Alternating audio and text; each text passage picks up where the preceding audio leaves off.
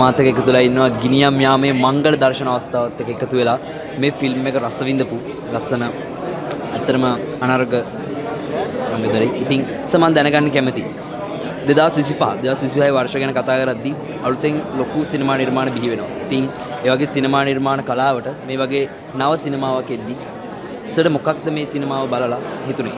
ඔය ඇත්තටම දැන් සිනමාවට වසන්තය උදා වෙලා තියෙනවා. මොකද සිනමා කර්මාන්තයේ පහුගිය කාලවකවානුවේ ඇත්තටම ටිකක් කඩාවැටීමට ලක් වෙලා තිබුණේ. දැන් වර්තමානයේ සිංහල සිනමාව ට ප්‍රේක්ෂකයෝ ගලාගෙන එනව නොකැඩි. ඉතින් මම හිතනවා මේක තමයි විය යුත්තේ.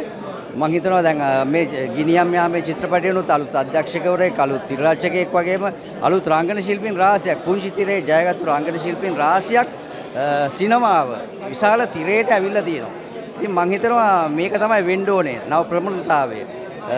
ඉතින් මම ප්‍රාර්ථනා කරනවා ගිනියම් යාමේ චිත්‍රපටයේ දින 100ක් පසු කරමින් ප්‍රදර්ශනය වෙයි කියලා.